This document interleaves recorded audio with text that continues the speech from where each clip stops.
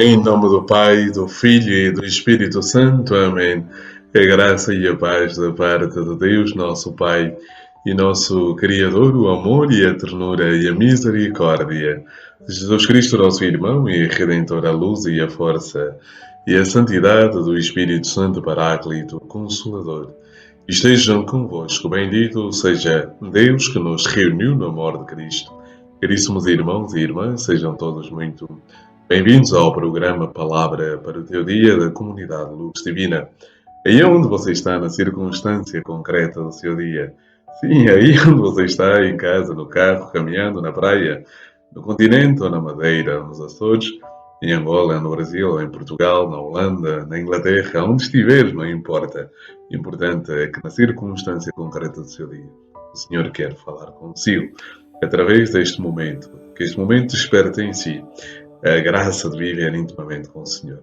E fazemos, depois deste tempo da ausência, eu tive em missão, levando Jesus a todos e todos a Jesus, já vou partilhar convosco, mas comecemos com a nossa oração, como habitualmente faço, através da oração de quinta-feira, da liturgia das horas. Oremos. Conservai, Senhor, a vossa família na prática das boas obras, para que, confortada nas necessidades da vida presente, mereça ser conduzida por vós aos bens eternos. Por nosso Senhor Jesus Cristo, vosso Filho, que é Deus e convosco vive e reina, na unidade do Espírito Santo, por todos os séculos dos séculos. Amém. Caríssimos irmãos e irmãs, o Evangelho deste dia extraído são Lucas, capítulo 16, versículos de 19 a 31. Naquele tempo havia um homem rico que se vestia de púrpura e linho fino e vivia os dias regalado e esplendidamente. Um pobre chamado Lázaro jazia ao seu portão coberto de chagas. Bem desejava ele saciar-se com o que caía da mesa do rico, e até os cães vinham lamber-lhe as chagas. Ora, o pobre morreu e foi levado pelos anjos ao seio de Abraão. Morreu também o rico e foi sepultado. No inferno, achando-se em tormentos, ergueu os olhos e viu de longe Abraão e Lázaro no seu seio. Então ergueu a voz e disse: Pai Abraão, tem misericórdia de mim e envia Lázaro para molhar em água a ponta do seu dedo e refrescar-me a língua, porque estou atormentado nestas chamas. Abraão respondeu-lhe: Filho, lembra-te que recebeste os teus bens em vida e Lázaro somente males. Agora ele é consolado enquanto tu és atormentado. Além disso, entre nós e vós foi estabelecido um grande abismo, de modo que se alguém pretendesse passar daqui para junto de vós, não poderia fazê-lo, nem tampouco vir daí para junto de nós. O rico insistiu: Peço-te, pai, que envies Lázaro à casa dos meus pais, pois tenho 5 irmãos, que os previna, a fim de que não venham também para este lugar de tormento. Disse-lhe Abraão: Têm Moisés e os profetas, que os ouçam. Replicou-lhe ele: Não, pai Abraão, mas se algum dos mortos for ter com eles, arrepender-se-ão. Abraão respondeu-lhe: Se não dão ouvidos a Moisés e aos profetas, tampouco se deixarão convencer se alguém ressuscitar dentre os mortos. Palavra da salvação. Glória a vós, Senhor, por este santo Evangelho. Perdoai-nos, Senhor. A alegria do Senhor é a nossa força. Caros irmãos e irmãs, nestes dias que passaram, tive a graça de ser o orador da Assembleia Diocesana de Renovamento Carismático da Diocese do Funchal. Foi uma experiência magnífica. Foram dias em que percorri as paróquias em que o renovamento está presente, nos 15 grupos existentes na Diocese do Funchal. Percorremos vários grupos e levamos Jesus, animamos com amor, levamos Jesus e foi uma experiência lindíssima. Senti-me profundamente acolhido pelo povo do Funchal. Mas apenas para dizer que aonde está o Senhor há alegria, onde há o Senhor há força. E hoje, caríssimos irmãos e irmãs, esta é das leituras das parábolas mais profundas que nós podemos encontrar também no Evangelho de São Lucas a respeito daquilo que a Igreja chamou de novíssimos, ou seja, o fim último do homem. A morte, juízo, o inferno, o purgatório, o céu. Ou seja, esta realidade última do ser humano. Portanto, o Senhor Jesus também falou desta realidade. Não é uma teologia desencarnada da mensagem de Jesus. Não, não é. É uma teologia que nasce da mensagem do Evangelho. Portanto, quando nós católicos somos acusados de que falamos do purgatório e essas coisas, os nossos irmãos protestantes muitas vezes não compreendem, porque a Bíblia deve ser lida dentro do contexto para não se tornar um pretexto. E o contexto é a própria Igreja. Esta é a Igreja que existe desde sempre. Portanto, vamos mergulhar na parábola. Lázaro era a porta de salvação para o homem rico, mas ele não percebeu a mensagem do Senhor. Ou seja, eu tenho isto aqui anotado na minha Bíblia, certamente foi no ano do noviciado que eu escrevi isto. Lázaro era a porta de salvação para o homem rico, mas o homem rico não percebeu esta realidade. Querido irmão e querida irmã, a primeira realidade que nós podemos escolher desta parábola, a primeira realidade, é que o próximo é a imagem semelhante de Deus. E o próximo deve ser amado, o próximo não deve ser desprezado. E quantas vezes nós temos esta atitude, este rico? Ou seja, aqui a questão não é se é mal ter a riqueza ou se é bom ser rico, se é bom ser rico ou ser mal, ou mal ser rico. Não, não é essa a questão. É verdade que Jesus diz que é mais fácil que um camelo passe pelo fundo de uma agulha do que um rico entrar no reino dos céus.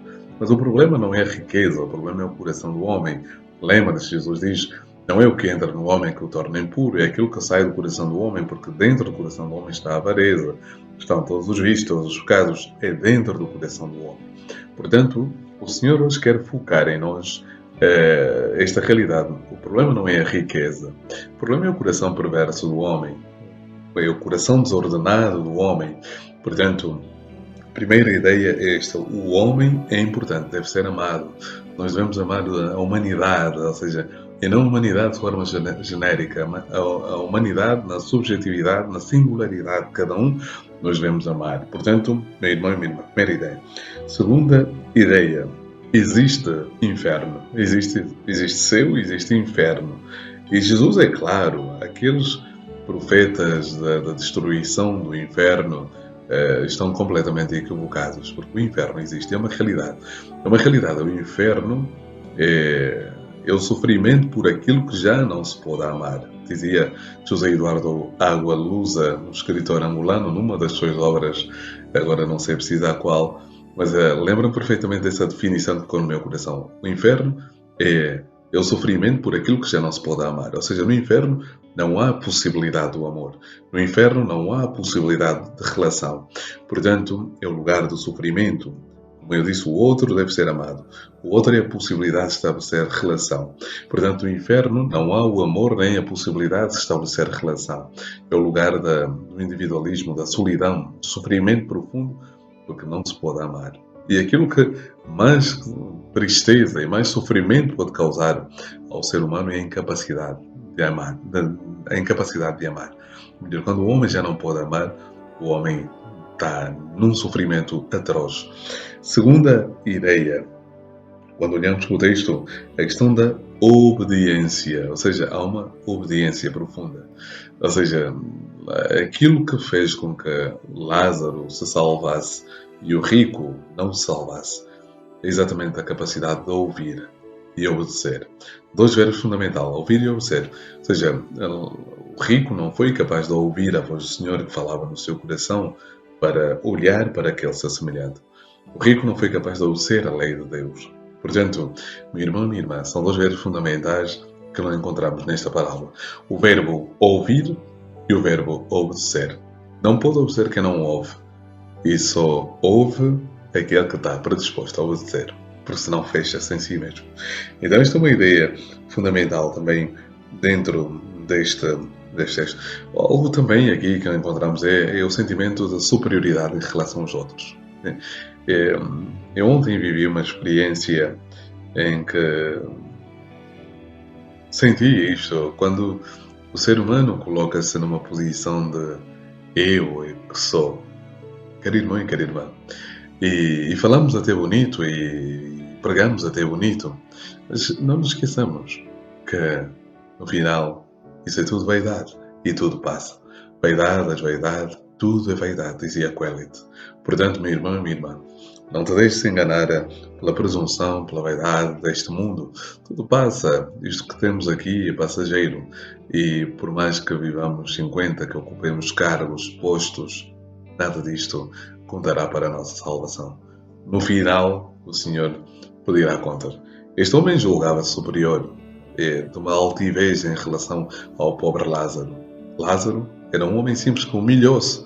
Quem se humilha será exaltado, e quem se exalta será humilhado. Aqueles que são os primeiros neste mundo serão os últimos no céu. Não serão os últimos no reino dos céus. E quando falamos de ser os últimos no reino, estamos a falar da realidade do inferno. Portanto, não nos esqueçamos dessa realidade. Algo também que, em duas pinceladas, e termino, não há qualquer possibilidade de contacto, conexão com os mortos. Ou seja, não há isto dentro da nossa teologia cristã. Isto é hinduísmo, isto é budismo. Por isso aqui a ideia está centrada, está também implícita. Ou seja, ninguém virá daqui para ali para falar do que está a acontecer. Não, ninguém virá. Atenção, ninguém. Ai, a minha mãe morreu e então eu vou... Ai, o meu pai, que Deus o tenha no céu, na sua glória, perdoando todos os seus pecados, as suas misérias também. Ai, então meu pai aparece para falar comigo. Não, meu irmão, não. Não há qualquer possibilidade de estabelecermos um contacto oral com quem morreu. Não, literalmente não. Isso não vem de Deus, vem do demónio. É a palavra de Deus, a Escritura, são peremptórias nesta realidade. Portanto, não nos deixemos enganar e iludir por este vazio que as pessoas deixam em nós e este desejo de querer voltar a vê-las e escutá-las. Não nos deixemos enganar. Aí onde está o Senhor esteja convosco, Ele está no meio de nós. Abençoe-vos Deus Todo-Poderoso, o Pai, o Filho e o Espírito Santo. A alegria do Senhor é a nossa força. Amém.